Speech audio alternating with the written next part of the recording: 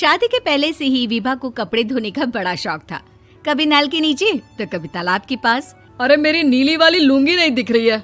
विभा की अम्मा, कहाँ रखी है लुंगी? अरे वो तो विभा ने परसों ही धोकर रखी थी आपकी अलमारी में, देखो वहीं होगी। वो ना मैंने आज धो दी, मुझे लगा कि गंदी हो गई होगी। अरे कैसे गंदी हो गई थी, उसे तो मैंने पहना भी नहीं। हे भगवान, इस लड़की के कपड़े धोने की आदत से परेशान हो गया हूँ मैं। जितना तो घर में राशन नहीं आता, उससे कहीं ज्यादा डिटर्जेंट पाउडर का खर्चा है। इसकी शादी करवा दो, शादी जाए अपने घर में ही करे काम, फिर चाहे घर के कपड़े धोने हो या पूरे गांव के। हाँ ठीक बोल रही हो, देखता हूँ मैं कोई लड़का। वो दिन भी आ जाता है जब विभा को देखने लड़के वाले आ जाते हैं। लड़की मुझे अच्छी लगी। होने वाली सास कहती है, बेटी अगर कुछ पूछना है तो पूछ लो। वैसे तो हमारी लड़की बहुत ही शर्मीली है, जो बोल दो वो मान लेती है, इसे क्या पूछना होगा। अरे कैसी बात कर रही हो माँ, मुझे इन लोगों के घर रहना है, सवाल तो कई है। हाँ हाँ बेटा, पूछ लो ना, क्या पूछना है। आप लोगों के घर कपड़े कौन धोता है? सास का मुंह बन जाता है। देखो, अगर तुम ये कहना चाहती हो कि तुम्हें कपड़े धोने नहीं आते तो सुन लो, कपड़े मैं ही धोती हूँ, लेकिन तुम्हारे आ जाने के बाद मैं रुमाल तक नहीं धोऊंगी। अरे चुप रहना भाग्यवान, बहू बेचारी घर आई नहीं, उसे डराना शुरू कर दिया। वो क्या है ना बिटिया, अभी तक तो ये कल्लू की माँ ही धोती थी, लेकिन अब तुम्हारे पापा तो दहेज में वॉशिंग मशीन देंगे ही। तभी विभा की माँ बोल पड़ती है, सवाल भी पूछा तो क्या, वैसे भाई साहब मशीन की तो फिर भी कपड़े धोने की कैपेसिटी होती है। मतलब जो बिटिया दे रहे हैं ना विभा, इसे कपड़े धोने का बहुत शौक है। ये आप लोगों के क्या आस पड़ोस गांव मोहल्ले सबके कपड़े धो दे और उफ तक ना करे। बाहर देखा नहीं आपने कितने कपड़े सूख रहे हैं, सब हमारी बिटिया ने ही तो धोए हैं। बस भी करो ना माँ, शर्म आ रही इतनी तारीफ सुनकर। और तो और एक दाग निकाल कर दिखाओ तो मान जाओ। हाँ अच्छा, माफ करना बेटा, मैंने गलत समझा, हमें तो रिश्ता बहुत पसंद है। और ऐसे जुड़ जाता है रिश्ता कपड़े धोने का शौक रखने वाली विभा का। उसकी शादी हो जाती है कोयला फैक्ट्री में काम करने वाले कल्लू के साथ। शादी के बाद अचानक विभा चिल्लाती हुई सास के पास आती है। सासू माँ, अरे सासू माँ कहाँ है आप?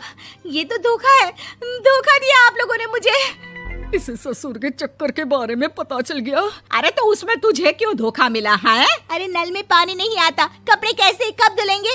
अच्छा, तू पानी नहीं आ रहा उसकी बात कर रही है। तो आपने क्या सोचा? कुछ नहीं।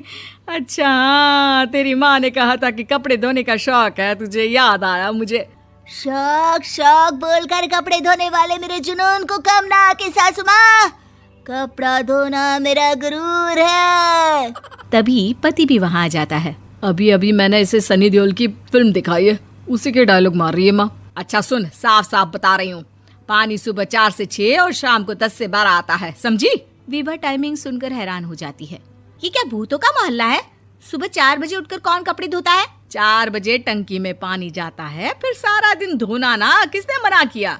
अरे कैसी बात कर रही हैं? 200 लीटर की टंकी में कितने कपड़े धो लूंगी मैं, सुबह ही उठ जाऊंगी मैं। अब क्या था, विभा सुबह 4 से लेकर रात के 12 बजे तक कपड़े ही धोती रहती। एक रोज सास पड़ोस से निकलकर कहीं जा रही होती है कि साथ वाली कहती है, हाँ कल्लू की माँ, जरा ये बताओ कि 2 साड़ी है, 2 ब्लाउज और एक पेटीकोट और एक नाड़े वाला लंबा कच्छा।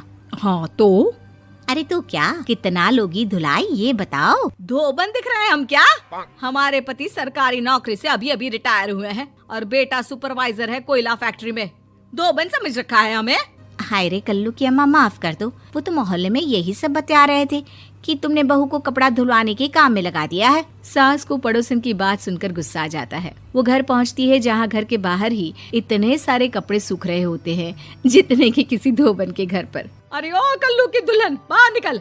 माँ जी यहीं आ जाओ, बाथरूम में चादर धो रहे हैं हम। अरे अभी हम धोते हैं, तुमको बाहर निकलो। ये आस पड़ोस वाले बोल रहे हैं कि हम बहू से कपड़े धुलवा कर उसे कपड़ा धोने वाली बना दिए हैं। अरे छोड़ो ना माँ जी, किन लोगों की बातों में आती हो? आस पास के लोगों का तो काम ही होता है कि वो किसी तरह सास बहू को लड़ा दे। बहू सारे घर के कपड़े धोती है, ये क्या कम है? बोलिए। सास को भी लग जाता है कि वो बहू का ये सनकीपन नहीं छुड़वा सकती, इससे अच्छा है कि खुद ही चुप हो जाए। एक रोज सास और बहू मंदिर जाते हैं, जहाँ सास की साड़ी वहाँ खड़ी भीख मांगने वाली से मिलती है। माँ जी क्या बात है, आपकी साड़ी उस भिखारन से कितनी मिल रही है ना? हाँ हाँ देखो तो, दोनों की साड़ी मिल रही है। क्या बात है कल्लू की अम्मा, तुम खुद को तो अफसर की बीवी बताती हो और ऐसी सिंपल सी प्लेन साड़ी पहनकर घूमती हो। सिंपल और प्लेन नहीं है ये साड़ी। तो क्या सोने के धागे से फूल बने हैं? कुछ भी सासू माँ, कुछ भी। हाँ बने थे इस साड़ी में सोने के धागे से फूल। मेरे पति लेकर आए थे मद्रास से स्पेशली मेरे लिए 10,000 की। ताहे भाई साहब इस भिखारन के लिए भी सेम टू सेम साड़ी लेकर आए होंगे 10,000 की। सास उस वक्त तो कुछ नहीं कहती, लेकिन बहू के साथ घर आती है और अलमारी से एल्बम निकाल कर लाती है। ये साड़ी देख रही है, ये वही साड़ी है जिसे मैंने अभी पहना था। इस साड़ी में ये जो चमकदार फूल दिख रहे हैं ना, ये सोने के धागों से काढ़े गए हैं। लेकिन तू लोकल वॉशिंग मशीन ब्रश से घिस घिस कर सारे फूलों को निकाल कर साड़ी प्लेन कर दी। मुझे माफ कर दीजिए सासू माँ। और तो और, जब मैंने तुझे तेरी गलती के लिए कुछ नहीं कहा, लेकिन तूने तो सबके सामने मेरा मजाक ही बना दिया। क्यों? बहू को समझ में आ जाता है कि अब से उसका कपड़े धोना बंद।